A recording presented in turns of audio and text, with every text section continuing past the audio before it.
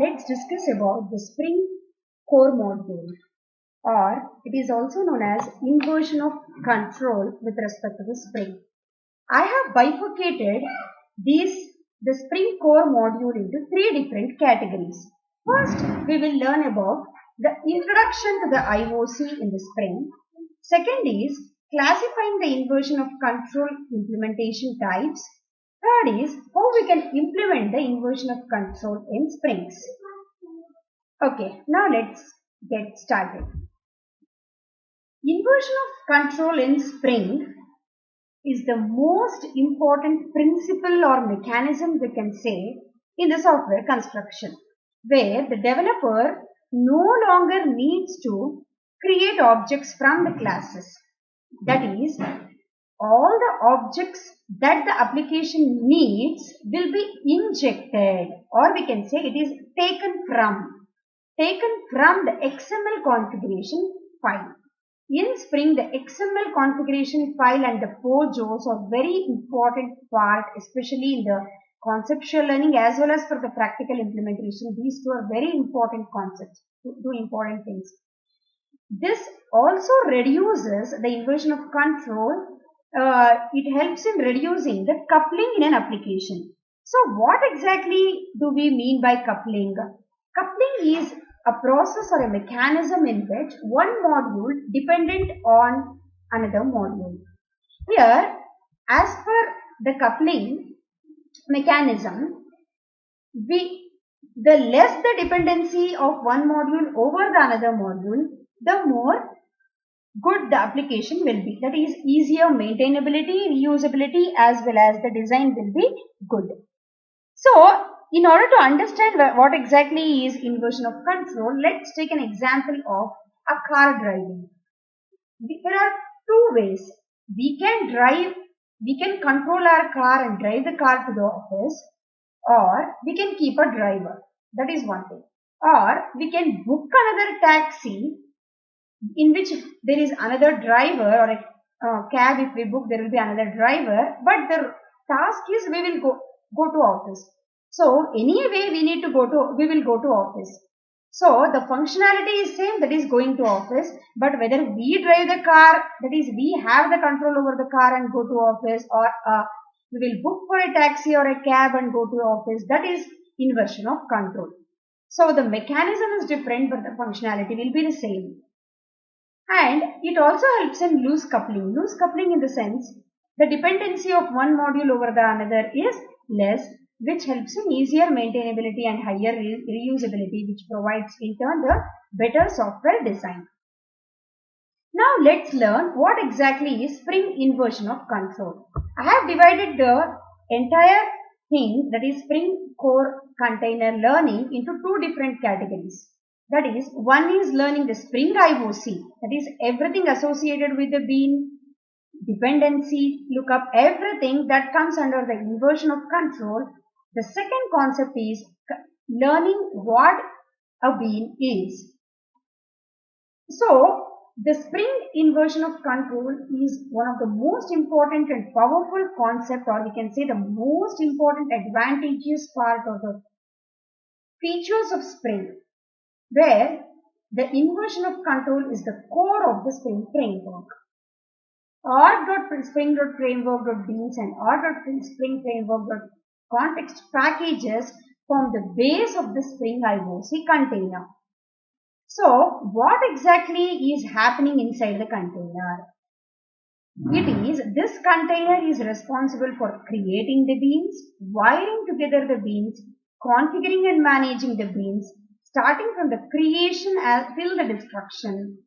All these things are done using the Bean Factory interface.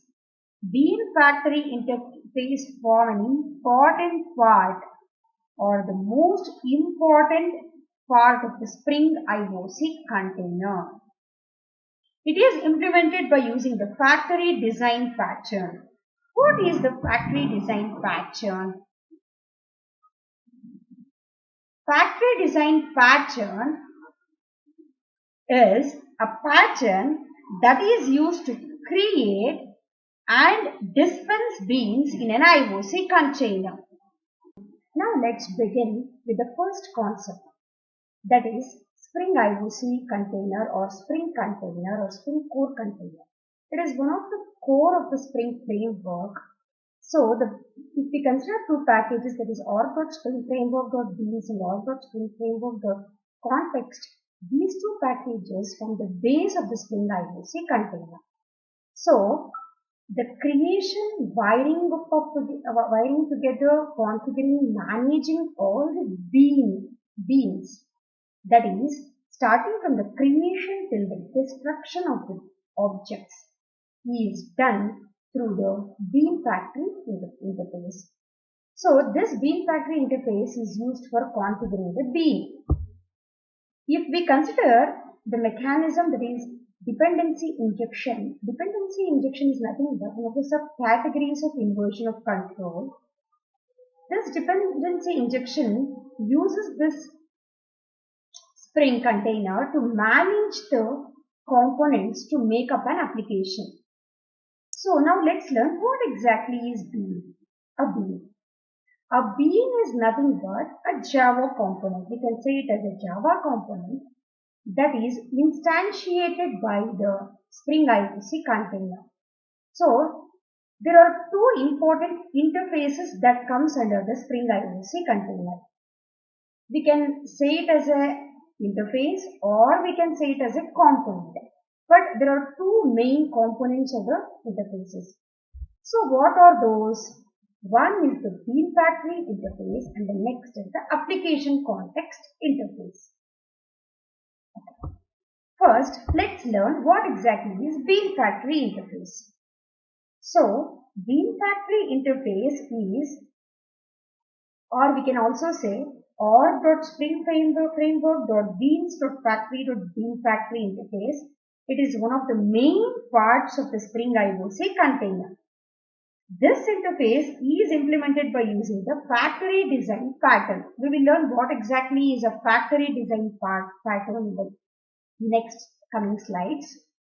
So now let's only know that bean factory interface is used to configure the bean. Its main functionality is to configure the bean or providing the configuration framework in the Springs, which is known as the basic functionality of the Spring. So it is just providing the configuration of the bean. But there are additional functionalities that are achieved by application context interface. This is another category. It is the sub-interface of the bean factory interface. So what additional features are achieved here? That is internationalization, integration with the Spring's AOP. What exactly is AOP? We will learn in the next unit. That is aspect-oriented programming. We will learn what is aspect-oriented programming. It is nothing but similar to object-oriented programming. Okay? Now let's learn the additional features of this application context. First is integration with the Spring's AOP, internationalization and event propagation. So what we can generally say is add-on features, that is more enterprise-centric functionality is achieved by the bean factory interface. We will learn different built-in resources of these bean factory interface and application context interface in our next coming slides. Now let's see how exactly whatever we learned till now related to the Spring IOC container, how exactly it looks like.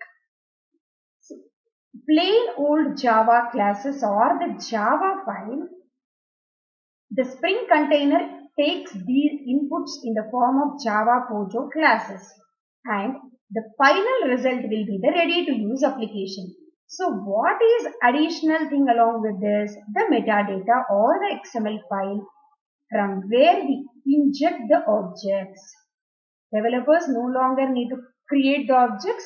We are injecting all the objects from the XML here.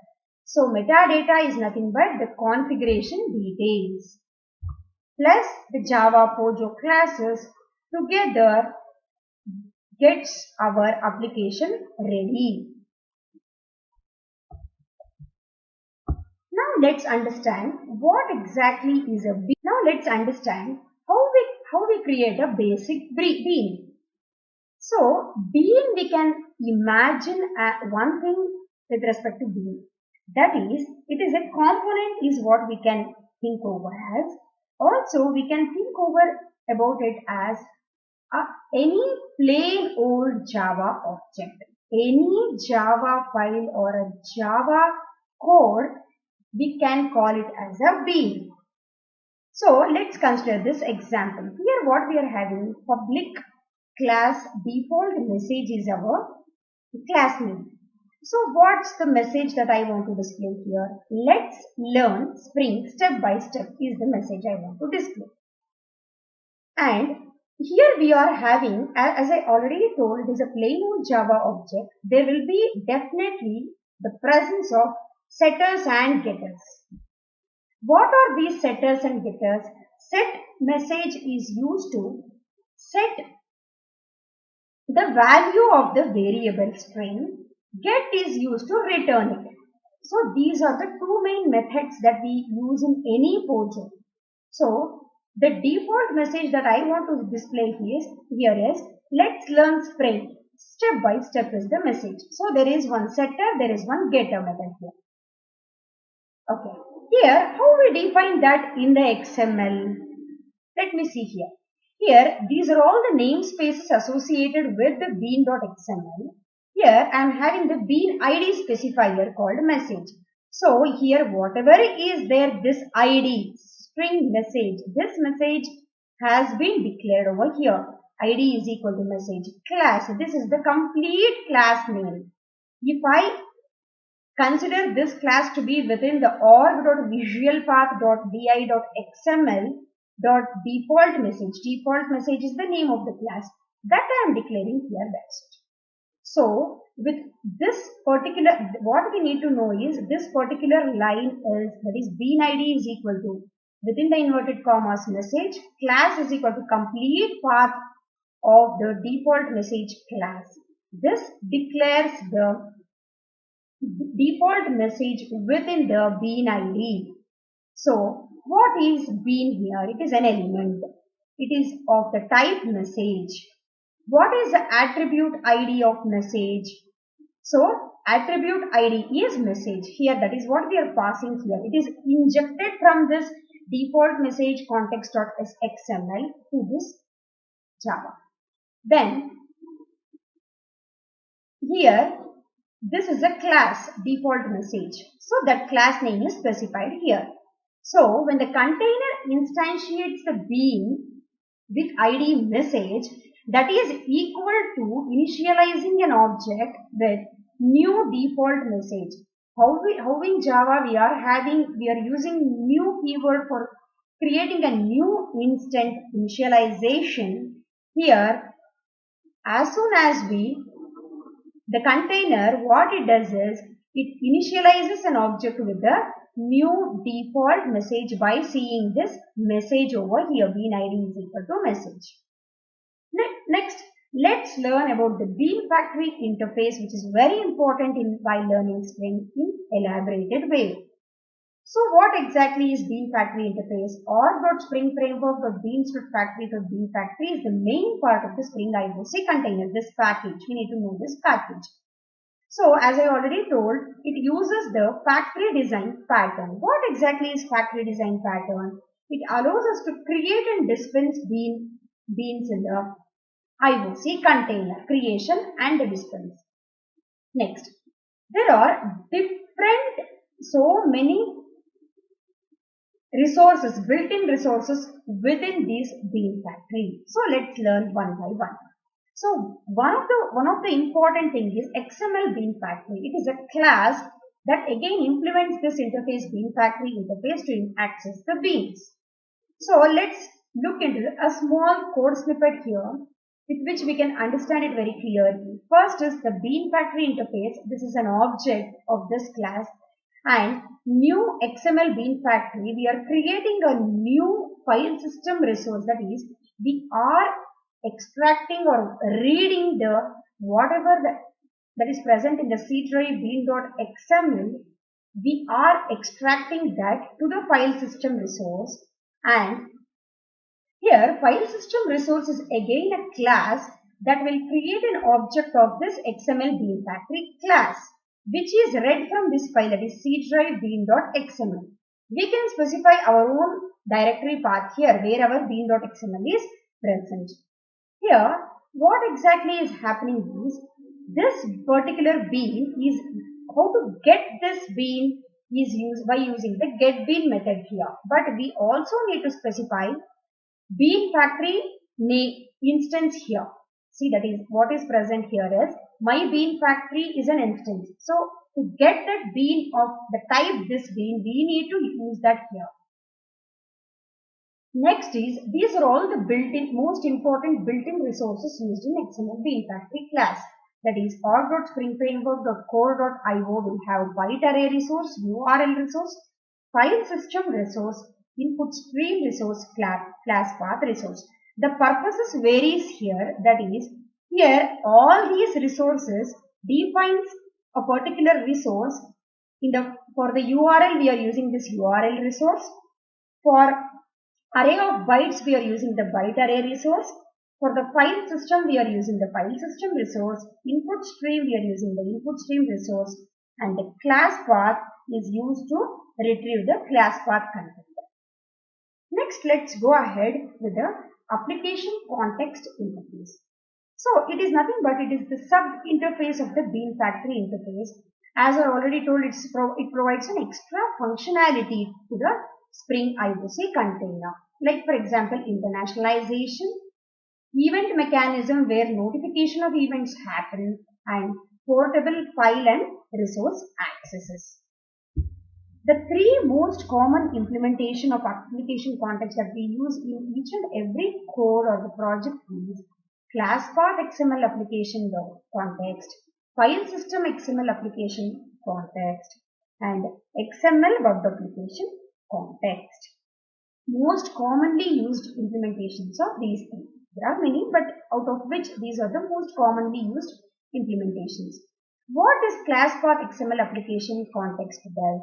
It loads the context definition from an XML file located in this particular class path. So if we consider it to be test.xml, it loads the class path XML application context directly. It loads the definition from this XML file. This XML file, that is injecting, as we always use the term injecting in Spring. I can use that going further. We inject from this XML file to this context. Here file system of XML application context, it loads whatever the XML file that is present in a file system, it loads it. The same holds good for XML web application context, where whatever the file that is present within a web application, all that XML definition context will be loaded into the context here. Next, metadata. We also use the term metadata frequently in our Spring while learning Spring. That is, what is metadata? Metadata is nothing but whatever the information about a bean or a collection of beans is present within the XML file, the complete configuration information is called as metadata. It is used by the Spring IOC container to configure all the details of the Spring. Spring IOC container will contain at least one bean or nested beans. So all enclosed within this left bracket and a right bracket. Within that we are having the bean element enclosed with it and started with this bean element. So it is completely managed by the Spring IOC container, and it will have one bean at least.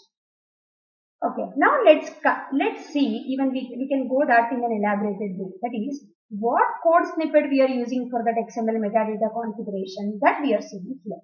Let's see a simple bean definition. Here it is starting with the element bean ID. This is the ID specifier within which we are giving the name of the bean or the ID of the bean. Class name is given here, and that particular bean is enclosed.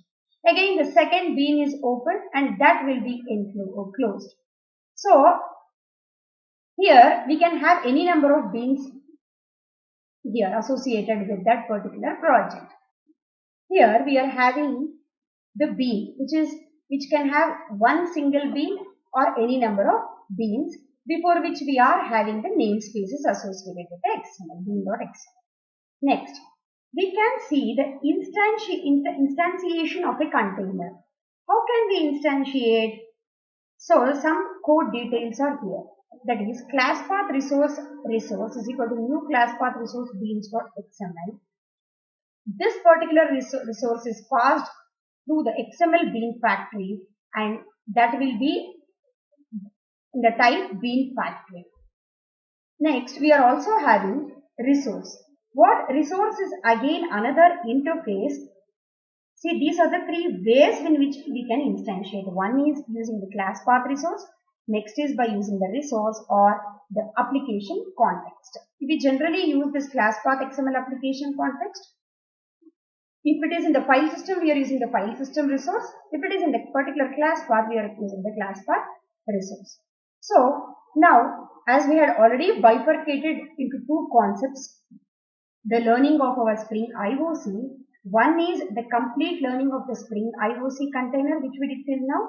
Here we are learning about the complete bean concept. Without learning bean concept, it is very difficult to go ahead in our Spring learning methodology. So first is, what exactly is bean? We already discussed. It is a reusable software component that contains properties, setters and getter methods of a class. So that is mainly managed by the Spring IOC container. If we consider, see here within this package, Visual Soft, we are having public class employee bean. Employee bean is a class which contains name, age and salary. So all these three are the different attributes. So here we are having the default constructor. Here it is having the argument based constructor. So here we are initializing each and every attribute, name, age and salary. So we are using the setters and getters. We are setting this and getting all the details, that is returning. So what exactly is a class? It is a fully qualified class name of the Java bean of the Java bean name, that is the class name. Next, we are having ID or name here.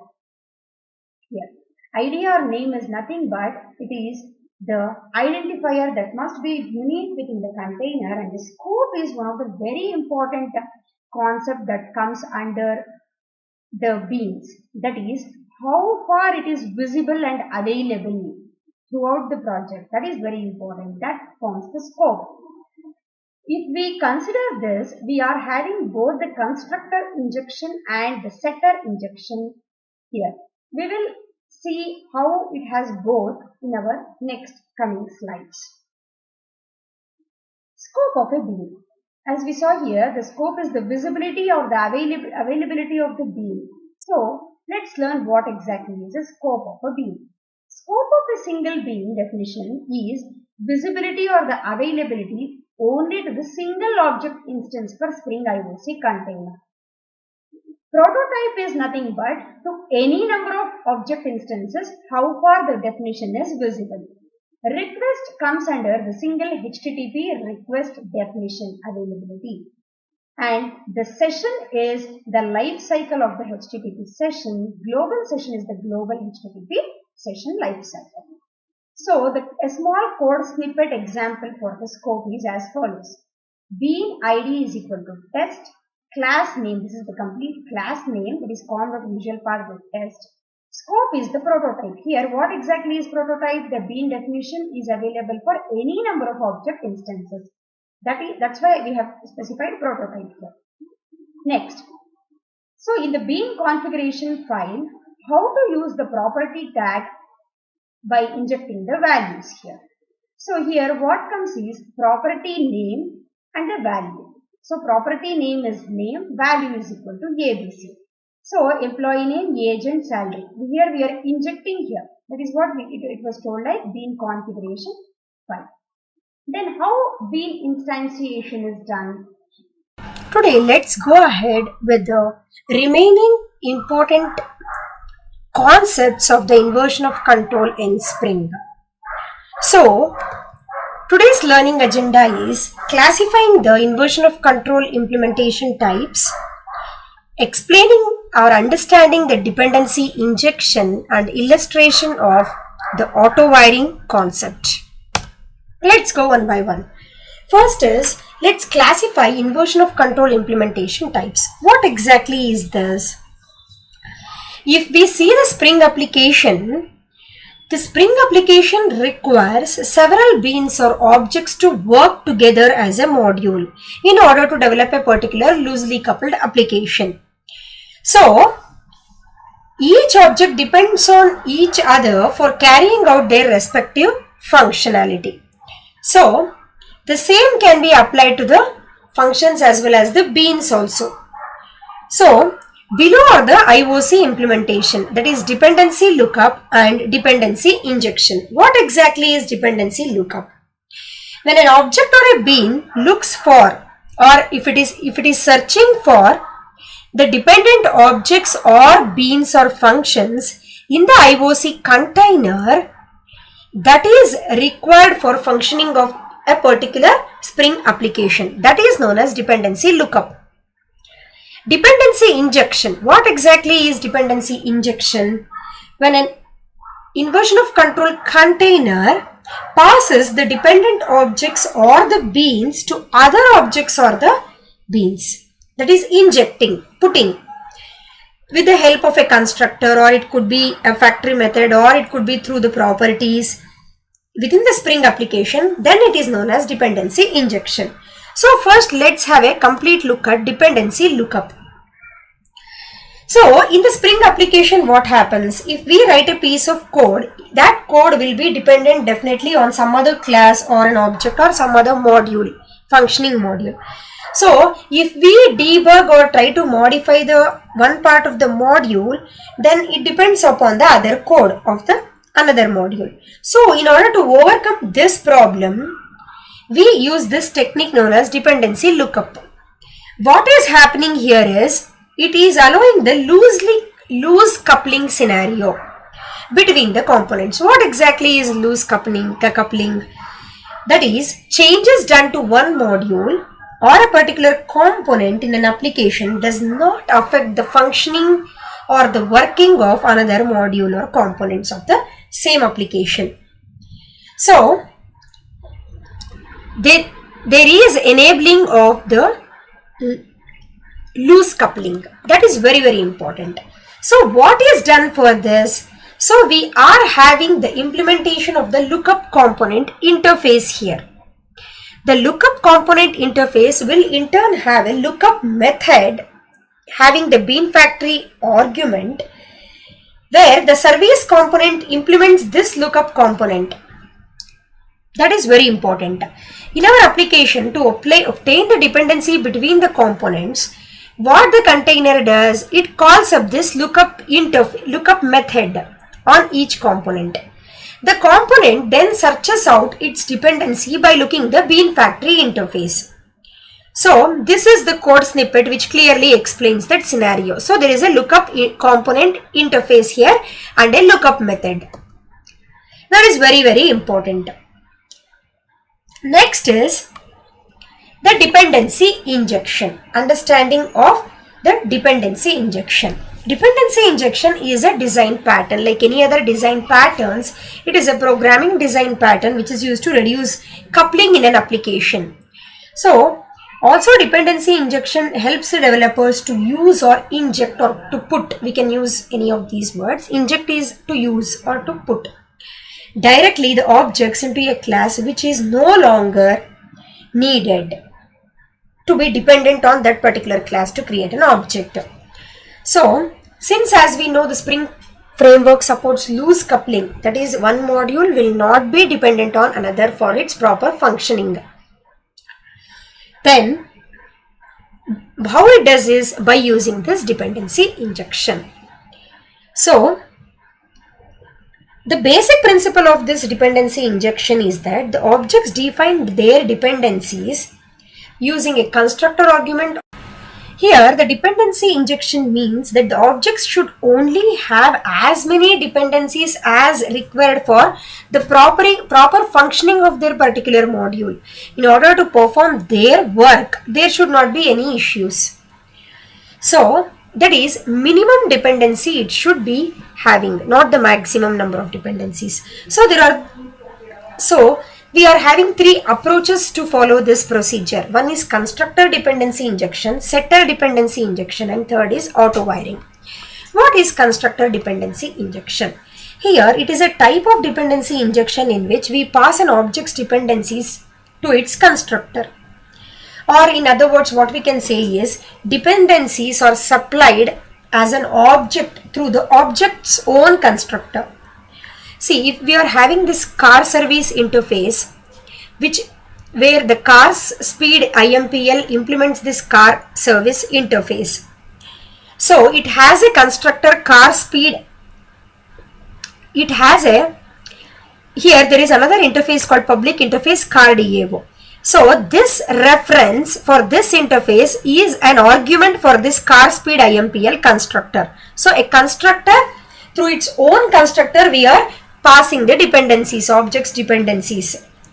So this thing is defined in the configuration file as well. We are having com.visualpath.car speed IMPL, where the local constructor car DAO will be a constructor argument. So the car service bean is configured as the constructor injection using the car argument constructor tag, which takes car DAO as the constructor argument to manage the instance of the car service. That is very important. Next is the setter dependency injection. This is a type of dependency injection in which we inject the dependency object through a setter method. For example, when a class is defined with a setter method, say set AAA method, where the AAA is the property of that particular class, set employee, set food storage, get food storage, anything of that sort. So that is known as the setter method of the class. Through that, the dependency injection is set. So the setter method injects the values from the bean configuration file here. For example, we are having public class food storage in a food store, where the main function will have some variable called quantity of the food, set quantity, and the set sale. Set sale, both are two methods inside it. So what is happening in the bean configuration file? We are having the food store as well as the path of the food store, and the property name is the quantity and its value defined here. So through the setter injection, we are injecting or using the value objects values. Next is the usage of set, map, and list. First, let's understand what are these three things. These three things are the collection objects.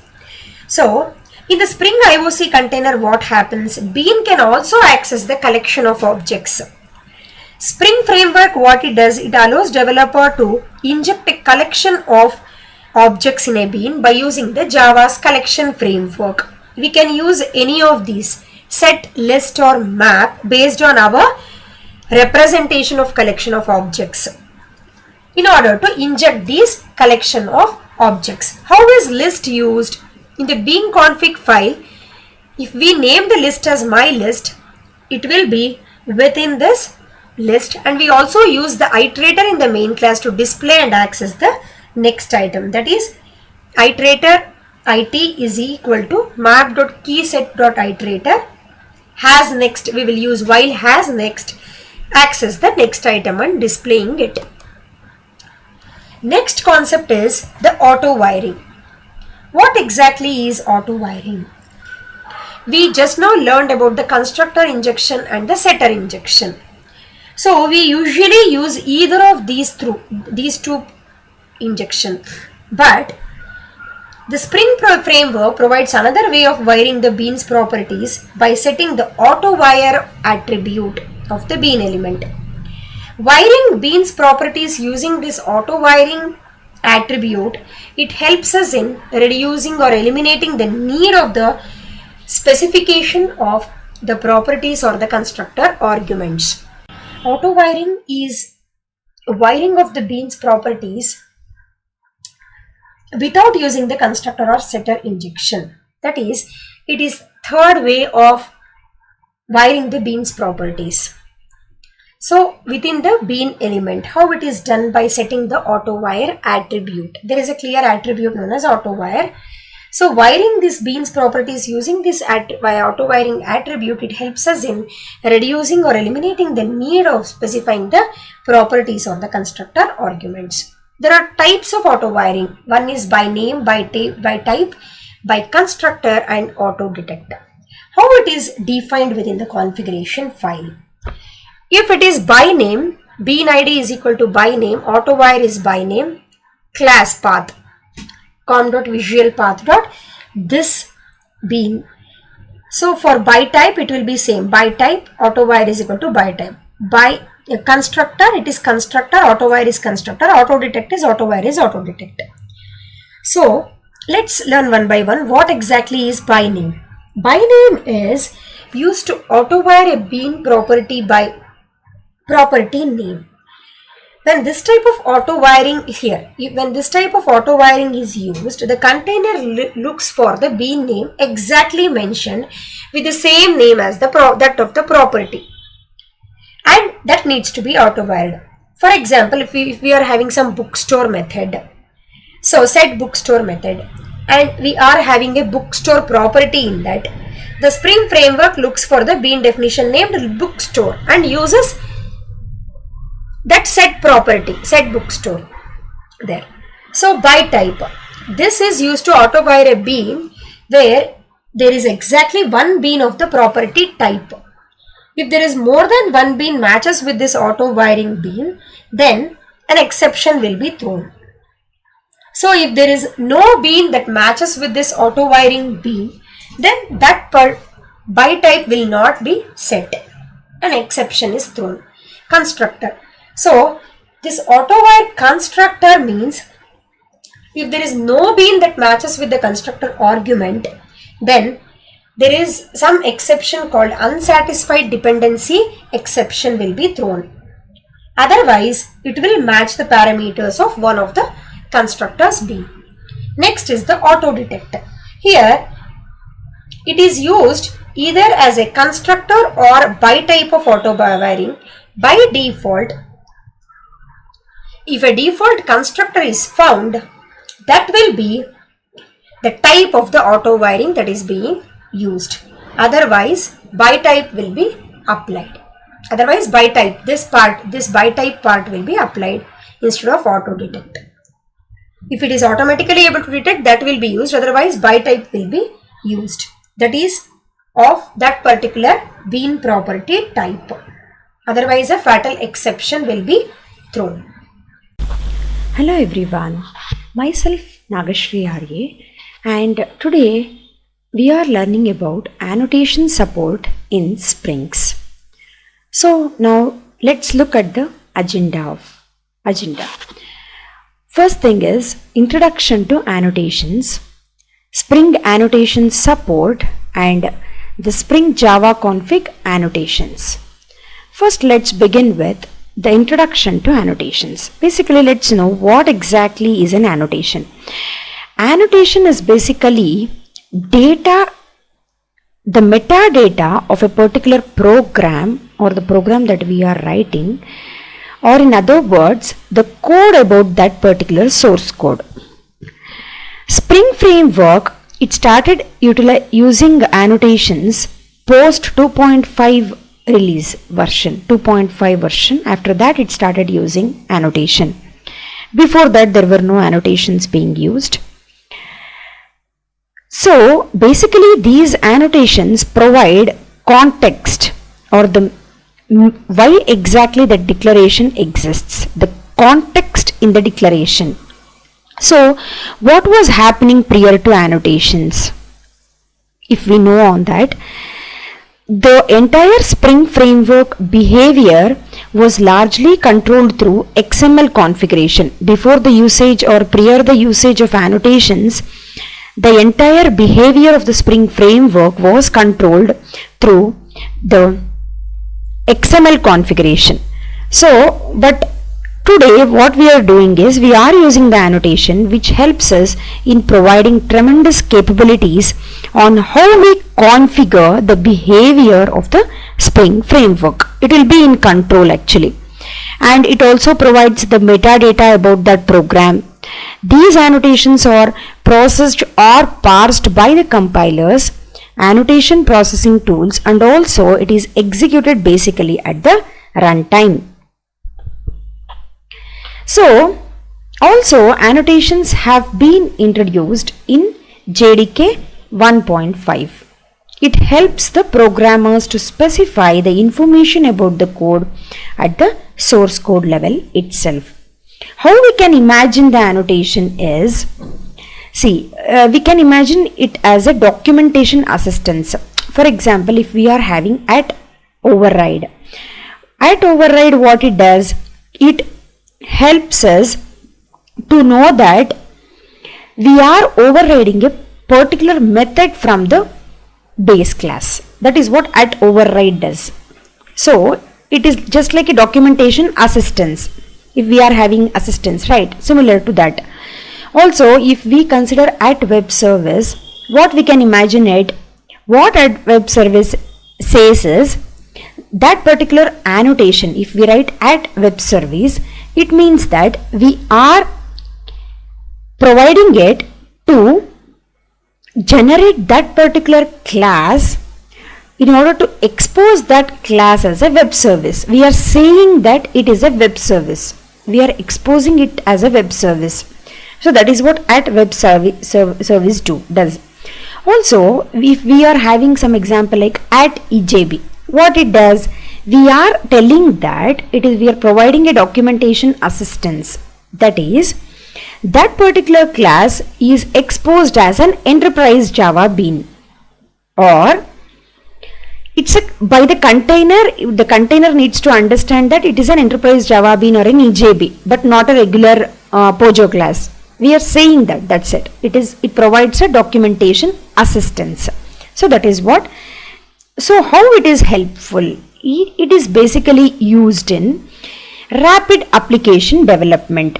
That is, when we are specifying the information about the code in the XML configuration file, that what we were doing previously.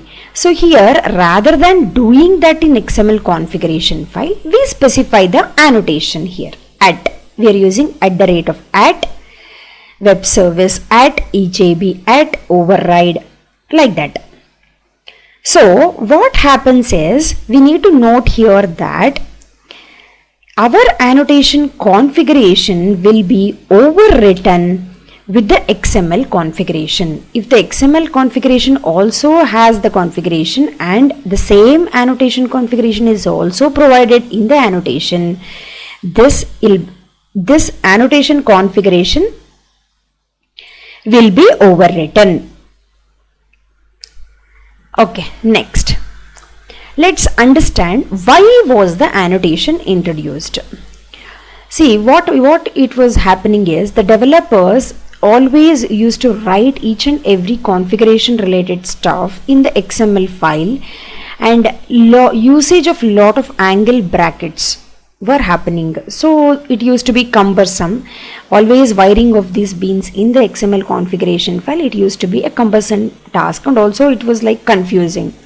So also what used to happen is, the Spring framework, it behaved in a rapid way, a good way, when we started using the annotation driven approach. So hence today we are using the annotations, which helps us in rapid application development, as well as it provides us the tremendous capabilities on how we configure the behaviors of the Spring framework. Next is how the Spring provides the annotation support. Spring version 2 had a very little support for annotation, we already discussed. Post 2.5 version release, annotations were supported to provide various development aspect configurations. So let's see the first annotation, that is @required. This @required annotation is basically applied to the bean setter methods to know whether the particular property is set with a value or not. In other words, we can know that it specifies that a particular property must be injected or else the configuration will fail. See, for example, this is an example. Here it's an employee bean extends the abstract factory bean. So here we are setting the designation here, designation of the employee. So here what at required means whether it is a mandatory, the name itself suggests here. At required means whether that particular annotation is mandatory or not. That is what it specifies. That is whether that particular value, whether there is a restriction on it. At required is it provides a kind of restriction that on a certain property whether we need that object or not, the value for that object or not. A particular property has been set with the value or not. So that is a kind of dependency check. So at required on a setter level, see, setter level means this is the set designation. We can have any method here based on our requirement. So simply using this at required annotation here, it doesn't mean that there is a enforcement of the property checking. We also need this required annotation bean post processor. This we need to have in the configuration file. This is a class basically. We need to have this class in the configuration file so that we can then have the bean id employee bean com.visualpath.employee bean, property name is designation, value is SSC, senior software engineer or whatever. So we need to have this class as well. We need to register. This class registration is a must. So not only at required property we need to have, along with that we also need to have this required annotation bean post processor within the bean within the XML file. That is also very, very important, this declaration. So we also need to remember the method required annotation bean post processor is very, very important. Next comes the most typically used auto wired. This annotation is used to auto wire bean on the setter method, just like at required annotation. Just like how we used annotation on at required, similar to that, even this auto wired is used on the setter method. It provides control over where and how the auto wire can be done. The approach is, we may mark an attribute of a class or a setter or a constructor or any arbitrary method for injecting the dependency object. So there are three various ways in which this auto wired can be used. It can be used on a setter method, it can also be used on an instance variable, and it can also be used on a constructor. So there are three scenarios in which this auto wired can be used. It can be used on a setter or a constructor or the property. So basically it provides a kind of control over where and how the auto wiring can be done. This can have an attribute. It has some attribute like required is equal to true. That is whether it is a mandatory or not as an argument. By default that required is always true. Let's see the examples. So if that at auto wired required is equal to true, it means that only that particular constructor where we are marking required is equal to true will be true, remaining will be false. That is how it is defined. So now let's see how the at auto wired is used here.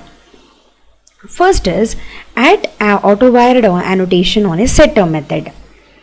So here on the setter level how it is used is similar to how we saw at required is used. Set order This is the setter method. Above that we are using @AutoWired. Next is, if we, by default it is always true. If we want it to be false, in the bracket we need to specify required is equal to false. By default now it is always true. Next is @AutoWired on an instance variable. How is AutoWired is used on an instance variable? It is used on it similar to this. This is an instance variable, private. This is a payment class in which we are having an order. This field or this variable is prefixed with @AutoWired. So this is very, very important. Next is @AutoWired on a constructor. How is @AutoWired is used on a constructor? This is a constructor payment class, and this is the payment class constructor having the order. So that is having this @AutoWired configuration. By default this is true. Otherwise it will, we want it to be false, we need to specify within the brackets required is equal to false. Next comes the qualifier. This is @qualifier. There are some scenarios where we are having more than one bean of the same type.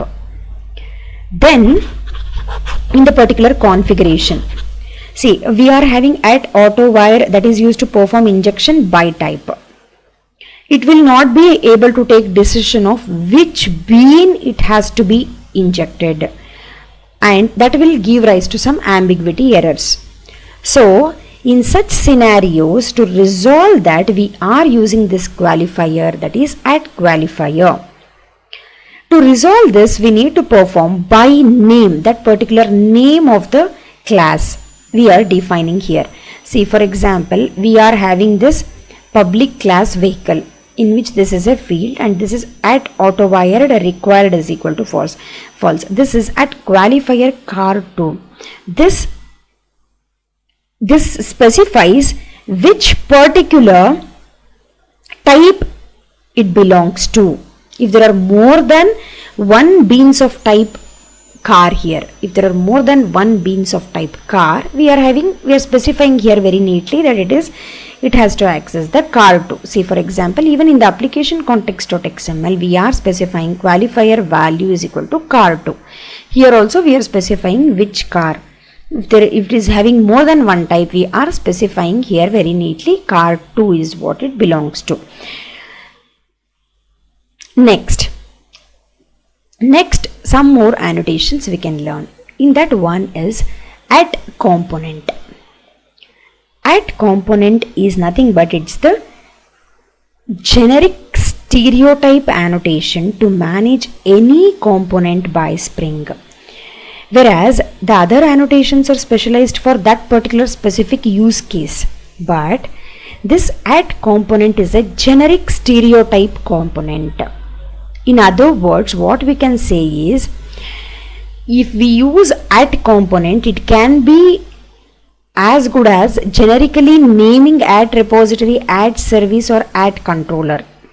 But these things needs to be specified for that particular specific use case.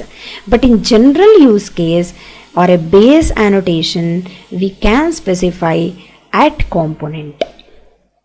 It's a generic stereotype of any Spring managed component to manage any particular component managed by the Spring. Whereas what other annotations does, it is for that particular specialized specific use cases. But @component is a base component, base annotation. It can be used for generic stereotype use cases. So what we are having here, when we mark our class with any of these annotations, these four annotations, it is exposed as Spring beans by the container. So based on the type of the class we are trying to expose, we need to use that particular appropriate annotation. That is what we need to do here. So here what is happening? So here these at component classes are considered as the auto detection candidates when using Spring annotation based configuration or class path scanning. If any class is annotated with at component, it means that the annotation serves to demarcate the POJO as a Spring Bean. As I already told you, it demarcates it, it exposes it as a Spring Bean available for registration during that particular component scanning. So here at component, the public class bean by component, this is the method say hello. This message displays for component annotation. This is a simple class which is prefixed with at component. It exposes it as a Spring Bean. That is what we need to notice. Then these are specialized specific annotations which comes under at component itself. Those are at repository, at service and at controller. What these three does, that for that particular specific use cases it is used. So if the layers belongs to database repository or the persistence layer, we are using the repository. If it is a service layer, we are using at service. If it's a presentation layer, then we are using the at controller. So when we mark a particular class with at controller, it will be exposed as a Spring MVC controller. So MVC controller to handle form submissions, presentation layer. So if a class is annotated as service, at service, even though our current release of the Spring does not have any impact on using it, but there can be new specializations on these classes. So at service is basically the service layer. This at repository is basically the persistence layer or the database repository layer. So why we need these three separately? Because it provides better modularity. Since ours is an enterprise application, so the better we have modularity, the more the work will be neatly organized. So if we already saw at component, it means it's a component class. It has some logic, but the specific specialization of the use case role depends upon using of these three things. That is at repository, is it at repository, or is it at service, or is it at controller. So based on the specific roles, these three are used, but the basic modularity is at component. It means there is some logic in it. It's a Spring Bean, it is exposed as a Spring Bean, only that much information will be there if we are using at component. But for the specific usage, we need to have the separate layers defined separately as repository, service and controller respectively. So here this is a test bean with some module 1 business code it has. So that will be annotated with at service. If it is something related to updating a code in the DB, provide a public void update, then we are using at repository. So in the application context.xml, this is very important part. We mention it as context : component -scan base package com.annotation.star. This is very important for all the three layers. How we define the component scan and how we retrieve the bean is context.getBean of engine. This is also very important. So this is the package name of all the classes, and this is how the application context is defined. This is Spring Bean with this ID engine. If we are having engine, it is engine. If we are having motor, if we are having vehicle, whichever ID we are having based on our usages, this is present to retrieve that particular bean with this ID, engine ID. Next is configuration and at bean. This configuration on top of any class, it means that a class contains bean definition. So in other words, the class that provides one or more add bean methods, and these methods may be processed by the Spring container to generate the bean definition and the service requests for those beans at the runtime. See, for example, we are having add configuration here. This is the entire class, my public class my Spring config, which is having in turn the beans. So it is marked with the configuration above. It means it can have bean definitions inside. That's it. As good as that. Add configuration will have as many beans inside the class as required. Then this is the hello world app.java, which is having the main method. So in which we are defining the application context and application config. See, this is the class file, my Spring config, which is having the configuration annotation, the class file for that, and context.getBean always retrieves that particular bean ID, hello world bean, and message displayed will be hello world. So basically it means the configuration will have the number of beans that is required. The next important annotations are, we can also call it as the Java related annotation, that is Java config annotations. Those are post construct and pre-destroy. These Java config annotations are, we mark our classes with these annotation, means we are retaining the loosely coupled feature of the Java annotations into our Spring application. That is what it means. That is, Spring also supports the Java annotations. As we know, post 2.5, that is after 3.x, we are having the Spring also supports the Java config annotations. The Spring container, what it does, it reads these Java annotations as well, and it provides like a additional behavior to our Spring classes. So if we are having some J2E environment, it also behaves with its functionality on that particular container specification. So these two belong to that category, that is Java config annotations, post construct and pre-destroy. So these annotations were introduced in Spring 2.5 to call the bean lifecycle methods. Somewhat it is similar to init and destroy method. These post construct and pre-destroy are somewhat similar to how our init and, that is initialization, and the destroy method are called. So bean lifecycle, as we all know, it starts from initialization of a particular bean. After injecting all the dependent objects, what we do for that is we use the init method declaration or the initialization bean interface. So we can show that here.